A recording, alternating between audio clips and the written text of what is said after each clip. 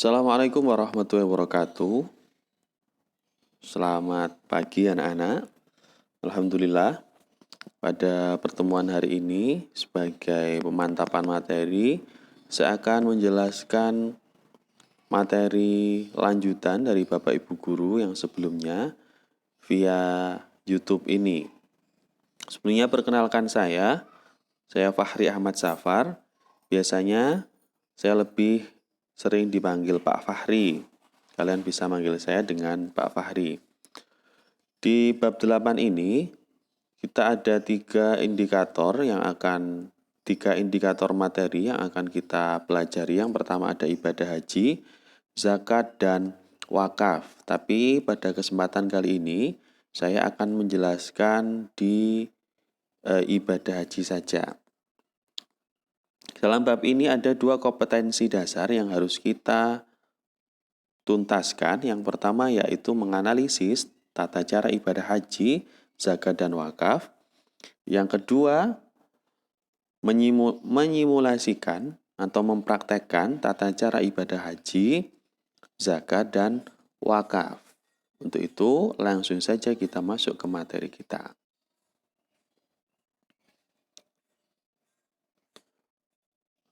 Yang akan kita bahas ada 4 poin di materi haji. Yang pertama ada pengertian haji dan hukum haji.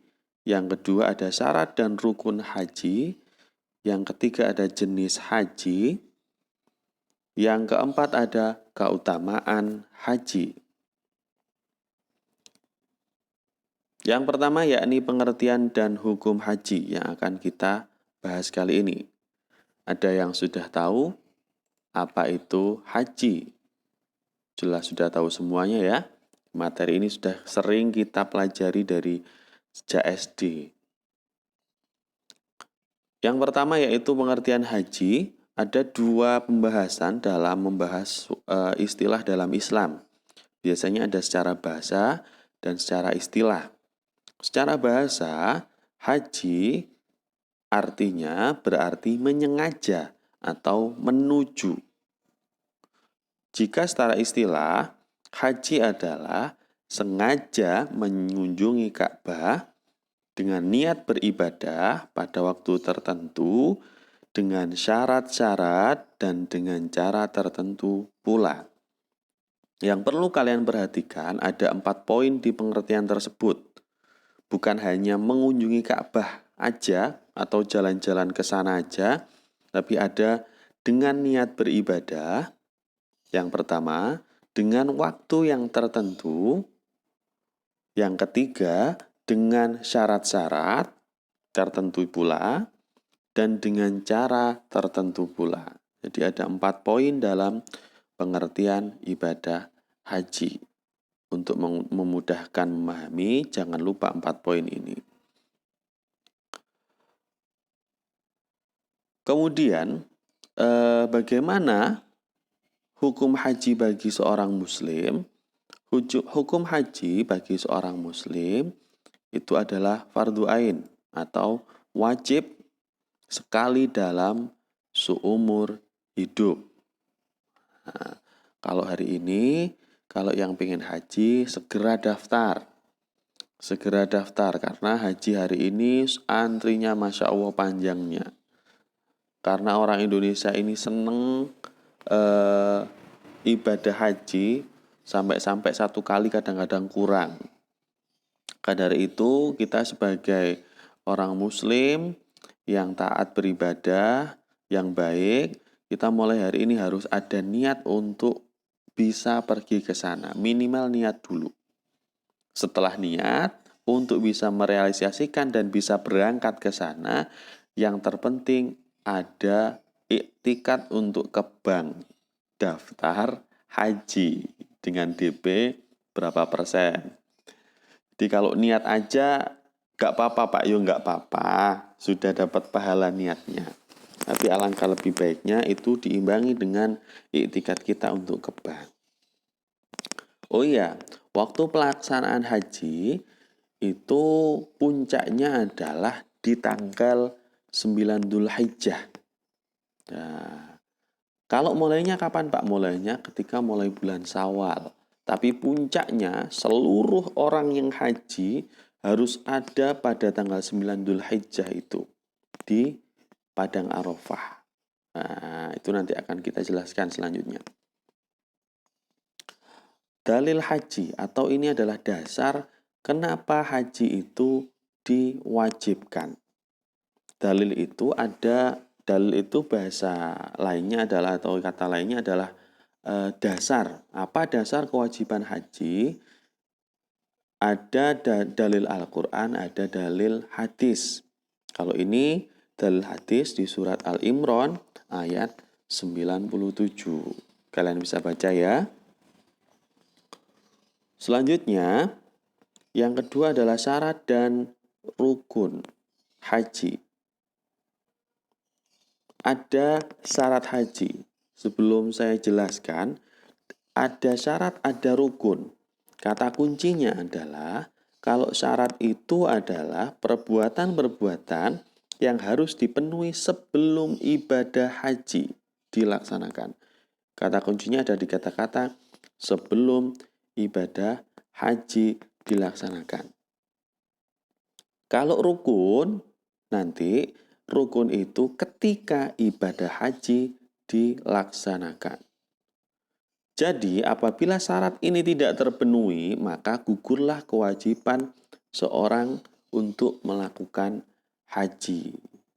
Sama seperti kita, kalau kita nggak bisa memenuhi syarat untuk masuk SMK 1 Kertosono, maka kita juga tidak bisa masuk ke sekolah tersebut. Sama seperti biasanya. Lah ada juga syarat haji ini ada 5 poin.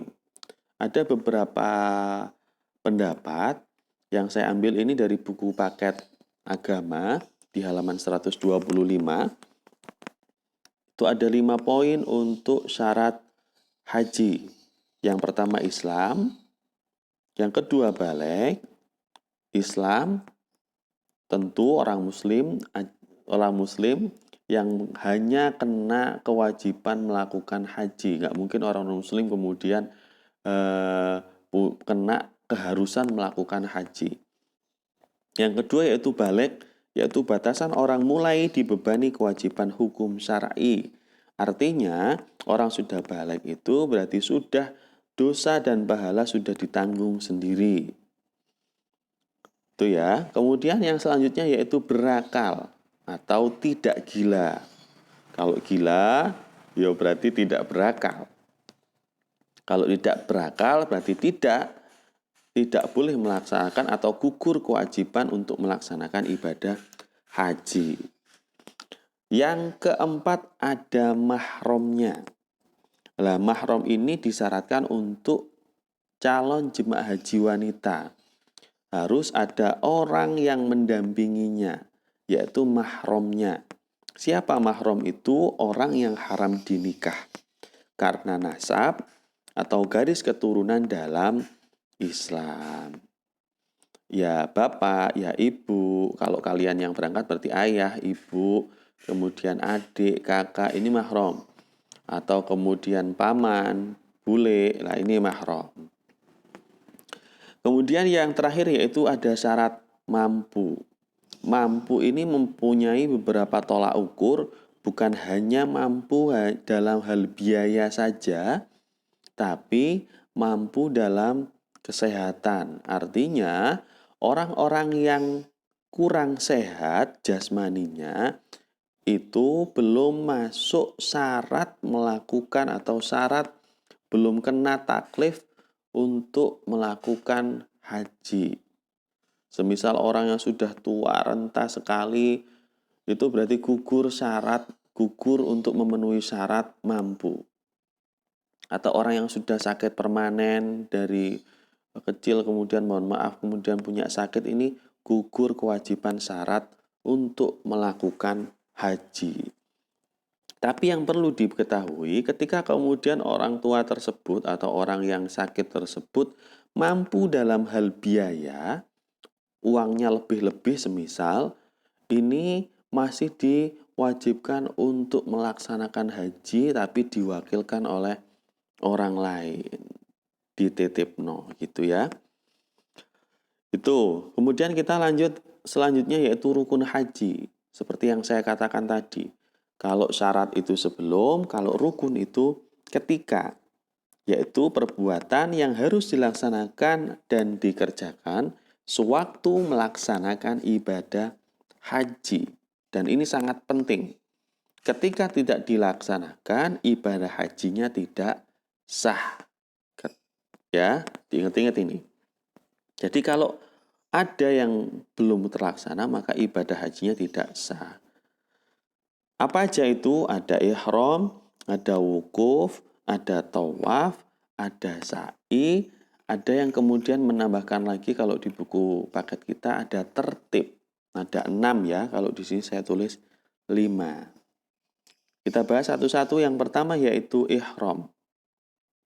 Ihram adalah berniat mengerjakan ibadah haji atau umroh yang ditandai dengan mengenakan pakaian ihram yang berwarna putih. Nah itu ya, seperti contoh itu kalau cowok, pakaiannya putih yang hanya disampirkan, tidak boleh ada jahitan sama sekali. Kemudian ihram ini niat, bagaimana niatnya? Biasanya dengan mengucapkan labbaik Allahumma hajjan. Kalau haji. Kalau umroh labbaik Allahumma umrah. Itu ya. Itu salah satu niat ketika melaksanakan ibadah haji. Selanjutnya ada wukuf. Setelah ihram kemudian wukuf. Wukuf itu berdiam sebenarnya dalam arti bahasa. Atau dalam istilah adalah ini biasanya yang wajib adalah wukuf di Arafah. Karena wukuf itu ada di Arafah, ada di Musdalifah juga. Yang jadi rukun adalah wukuf di Bukit Arafah yang waktunya terentang mulai dari zuhur tanggal 9 Dzulhijjah sampai subuh tanggal 10 Dzulhijjah. Jamaah bisa mengambil waktu siang sampai setelah maghrib atau malam hari sampai menjelang subuh. Itu waktu melaksanakan wukuf. Biasanya kalau berita paling menarik adalah ketika wukuf di Arafah karena semuanya jamaah haji lagi kumpul di sana. Yang ketiga ada tawaf, yaitu berputar mengelilingi Ka'bah dan dilakukan secara berlawanan dengan arah jarum jam dengan posisi Ka'bah di sebelah kiri badan. Bisa membayangkan ya, di sebelah kiri kalian ada Ka'bah.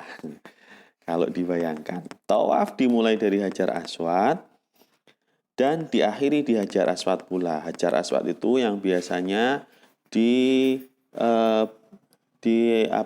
diimpikan oleh orang-orang untuk bisa menciumnya. Ini dilakukan sebanyak 7 kali putaran. Selanjutnya, di tawaf ini ada 3. Ada tawaf kudum, ada tawaf ifadah, ada tawaf wada.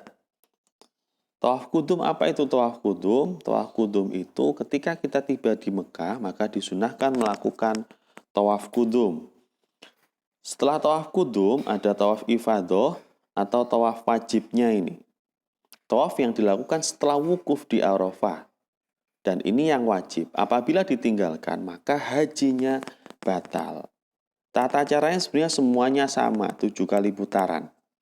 Yang terakhir adalah tawaf wada, yaitu tawaf perpisahan ketika kita mau pulang dari Makkatul Mukarramah. Selanjutnya, yang keempat yaitu sa'i. Sa'i yaitu berlari-lari kecil antara Bukit Sofa dan Bukit Marwah sebanyak 7 kali yang dimulai dari Bukit Sofa dan berakhir di Bukit Marwah. Seperti yang kalian lihat itu adalah salah satu gambaran Bukit Sofa dan Marwah. Yang terakhir yaitu tahallul atau mencukur atau memotong rambut kepala sebagian atau seluruhnya. Minimal 3 helai rambut. Tapi kalau orang Indonesia kurang mantep. Biasanya langsung gundul aja. Biar kelihatan sekalian. Ini adalah sebagai penutup proses haji seseorang. Jadi setelah tahallul ini, semua perkara yang diharamkan dalam haji menjadi halal. Yang terakhir sebenarnya masih ada tertib, artinya ini dari mulai ihram sampai tahallul itu harus urut, nggak boleh diloncat-loncati. Tahallul dulu biar adem kepalanya, nggak boleh. Jadi harus urut. Sekian mungkin penjelasan dari saya. Kalau ada pertanyaan, silahkan ditulis di kolom komentar. Nanti insya Allah akan saya balas. Atau bisa juga langsung tanya lewat grup WhatsApp kita.